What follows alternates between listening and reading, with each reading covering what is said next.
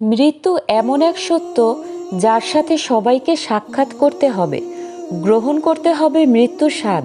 হতে পারে সে বাচ্চা, বৃদ্ধ কিংবা যুবক, প্রতিটি প্রাণীকেই মৃত্যুর মধ্য দিয়ে যেতে হবে।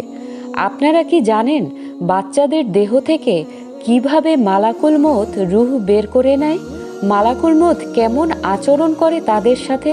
নবজাতক শিশু জন্ম নেওয়ার পর মৃত্যু হলে কোনো গুনাহ তার আমলনামায় যুক্ত হয় না। শিশুরা নিষ্পাপ, পবিত্র ও গুনাহমুক্ত। তাই যখনই কোনো শিশুর মৃত্যু হয়, মালাকুল মউত খুব সহজেই তার রূহ কবজ করে নেয়। কোনো রকম কষ্ট অনুভূত হয় না। মৃত্যুর পর শিশুকে সরাসরি জান্নাতে নিয়ে যাওয়া হবে, যেখানে তারা হজরত ইব্রাহিম আলাইহিওয়াসাল্লাম ও তার স্ত্রী সারা আলাইহিওয়াসাল্লামের দায়িত্বে থাকবেন। তারা কেয়ামত পর্যন্ত জান্নাতেই তাদের সাথে বসবাস করবেন। কেয়ামতের পর তারা তাদের পিতামাতার কাছে চলে যাবে।